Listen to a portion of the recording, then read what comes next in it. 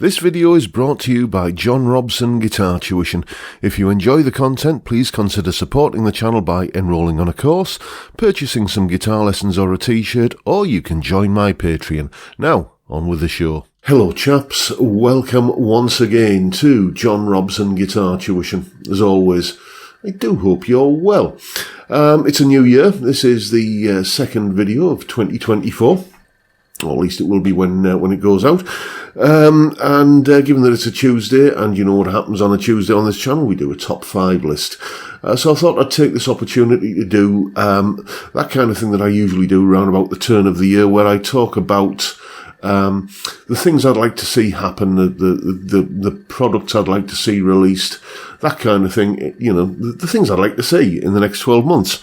And, well, let's get straight into it with Marshall Tone Master amp. Yeah, I've mentioned this in the past few videos I've done like this, the past few years. A Marshall Tone Master amp. What do I mean by that? Well, you know how Fender have taken some of their iconic valve or tube, if you prefer, amplifiers, and put like a digital version of that amp together in a combo package, like there's a twin reverb, isn't there? I think there's a deluxe reverb, you know, that kind of thing. And it's, you know, it's not a back-breaking weight to lift, and it sounds really good. Many people claim that they are, you know, as close to the original valve amps as make no difference. And, you know, and they're a lot more, you know, kind of affordable and accessible. I just wish Marshall would do that. You know, as I say, I've mentioned this in previous wish lists in previous years. You know, for instance, if you were to take the amp model of the JTM 45, I think it's called the British J45, that's in positive grid bias amp. If you were to put that into a combo package with a power amp and a speaker in there, you know, that would, I'd have one, you know. And I know that's, you know, Marshall don't own or have any affiliation with Positive Grid, but companies have worked together in the past, and, you know, kind of collaborations happen between different corporations. I don't see that it's beyond possibility, and it's just something I'd like to see. You know, if you could buy, you know, a JCM 800, or, you know, a Plexi, or, as I say, you know, a Blues Breaker combo, you know, that was based on, like, that was using digital modelling, of the same quality that Fender are doing with their Tone Master amps. I think that'd be a winner, and I'd like to see it. So that's why it's on the list. Next. A new Dire Straits album. Yeah, a new Dire Straits album. You know, they're not getting any younger, you know, and there's something about Dire Straits that appeals to me that Mark Knopfler solo projects don't. Mark was the driving creative force in Dire Straits, and with the exception of one album, you know, Brothers in Arms, which I just don't think it's kind of aged particularly well. All of that sort of cheesy 80s synthesizer plastered all over it. It just, no.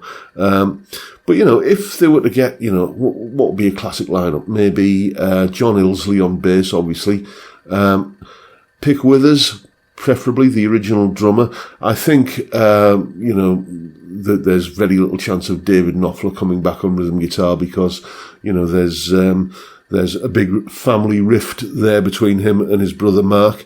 But maybe Hal Lindes, or even Jack Sonny, and what was the keyboard player called? Guy Fletcher, I think. You know, if they were to get back together, I think good music would happen.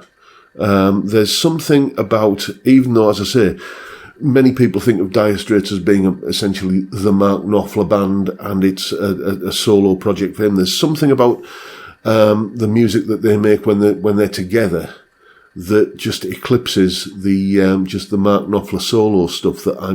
Some of it's okay, but none of it is as consistently strong as the stuff he did, like the first 3 or 4 albums with Dire Straits. Probably Love Over Gold is my favourite Dire Straits album, and I'd just like to see another one happen in much the same way as the Stones, you know, kind of reunited to do an album last year, and other sort of veteran bands, some people would be unkind and say legacy bands, I suppose, have got back together to for one last lap of honour. I'd just like to see Dire Straits do it. So, Mark, if you're listening, do us a favour, put the band back together. Anyway, next. Stainless steel frets on Paisley guitars. Yeah, someone needs to challenge Harley Benton, basically. If you want to spend less than, say, £500 on a guitar and for it to come with stainless steel frets, then, Harley Benton is pretty much the only show in town. And, as you know, I have something of a working relationship with Bax Music, who own the Paisley brand. Occasionally they'll loan me guitars to do reviews of, but I don't get paid for doing those reviews. And they don't influence what I'm saying. It's the opinions in those videos are entirely my own, and they're not always 100% complimentary. There were some faults with the last batch of guitars that they sent me, and I had to point them out. But one of the things that the chap that I deal with at Bax Music asked me, he says, are there any things that we could do that you think would improve the guitars? And the first thing I said was, yeah, make some stainless steel fret guitars. If Harley Benton can do it, and Harley Benton don't have a factory, they're using the same big mega factories that many other budget and even some high-end companies are using. So just the know-how is there in the places where these guitars are manufactured. So I don't see why Paisley couldn't have a crack at putting some, a little bit more kind of higher tier level of guitar out with, as I say, has stainless steel frets and gives Harley Benton, a little bit of healthy competition. That's what I'd like to see. Next. Guitar leasing. Yeah, now this one goes back a few years. I did a video about this years ago, and a lot of people kind of missed the point. You probably had, wherever you're watching this, you probably had a similar thing where you could rent a television. I think I was, well into adulthood before I owned a television. You just used to rent one from Radio Rentals. And, because it was, buying a television was, outrageously expensive and out of the reach of most, working people. So you rented one, and, it came with, like, if it went wrong, because they weren't as reliable as they are nowadays, an engineer would come out and fix it or replace it, and, you get people who lease cars. A mate of mine, he's, that's what he does. He hasn't owned a car in a while. He just kind of, gets a car on lease for a couple of years and then, upgrades or swaps it for something else. And, I just don't see why we can't do that with high-end guitars. When I floated this idea, as I say, a few years ago in a video, I got loads of people in the comments saying, what's wrong with you? You can already buy stuff on finance. I'm not talking about buying stuff to own. I'm talking about leasing it.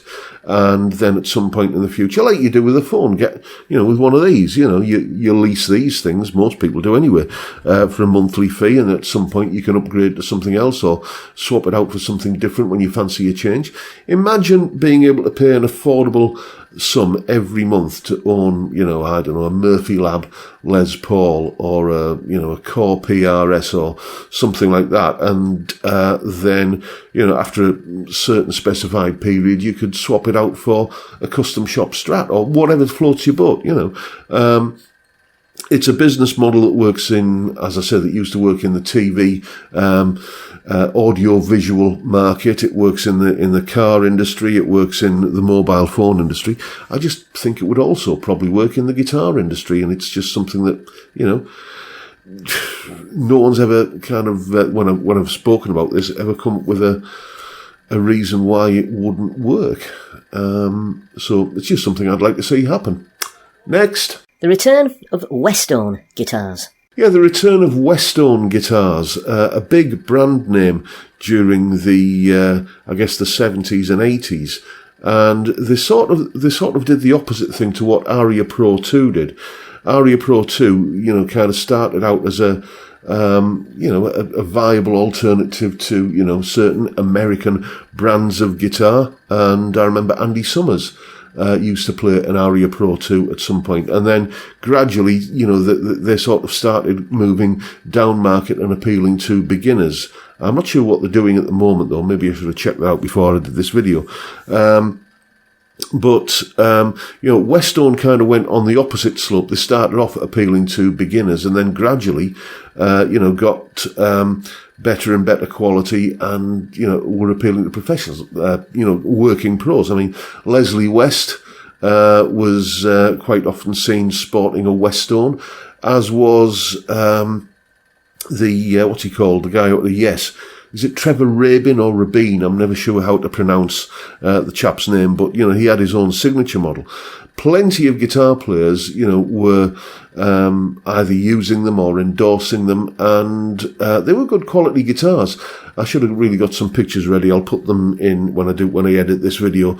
I remember the Westone Thunder 1A being the one of the kind of cool guitars to own at one point in the 80s, and then the brand sort of died and then came back, and it's been resurrected and brought back many times, a bit like Burns guitars, I suppose, or what's that other one that 70s brand that came back a few years ago, Shergold. There is the nostalgia market to tap into, I remember wanting one of those when I was 18 and couldn't afford it. And, and now you can. It sort of taps into that market, and, I'd probably get one. Just for the nostalgia value. So those are the things I would like to see in 2024. Let me know what you think of my list, and let me know what your list might be down in the comments below. But that is pretty much the video for today, folks. Hope you've enjoyed it and found it entertaining in some small way. And if that's the case, please hit the subscribe button and the notification bell if you haven't already done so. Why not drop me a like as well while you're at it? Don't forget the live stream every Friday, 5 PM UK time. We drink beer and talk about music and guitars and whatever else crops up, basically. Fantastic way to kick off the weekend, and I'd love to see you there if you can make it. But for now, I'll bid you all a good day and say thank you so much for watching. Thank you for your time. Look after yourselves, folks. Stay well, stay safe, and above all, stay sane. Bye for now.